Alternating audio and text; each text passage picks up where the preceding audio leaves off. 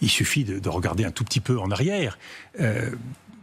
Cette terre, nous l'avons eue en partage. Elle était française. Et le code de l'indigénat, il a été supprimé en quelle année ? En 1958. C'est dire qu'il n'y avait pas véritablement d'égalité entre l'indigène algérien et nous-mêmes. Donc nous n'avons pas mis en pratique les belles idées, les belles valeurs qui sont les nôtres. Je ne suis pas pour la repentance.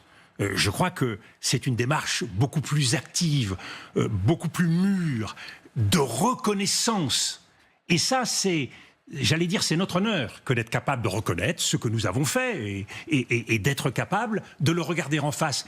Mais si on veut avancer avec le peuple algérien, je crois que de part et d'autre, c'est un travail indispensable. Tout est possible. Oui.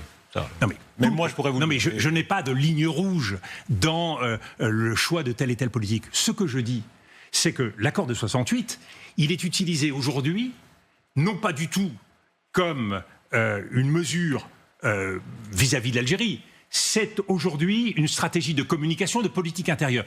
Quasiment tous les hommes politiques qui parlent de l'Algérie aujourd'hui parlent de l'Algérie pour parler aux Français.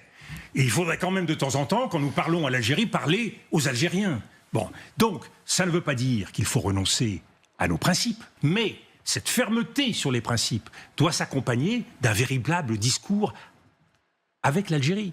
Nous avons engagé des petits pas mémoriels. Il y a un moment où il faut être capable d'assumer, au-delà des petits pas, une réalité.